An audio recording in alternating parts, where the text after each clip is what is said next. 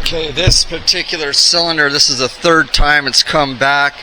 It keeps leaking, and so we're going to do a troubleshoot and try to figure out why it keeps leaking. We put new seals in it, but we're going to test it first to see where it's leaking exactly before we take it apart. So here we go.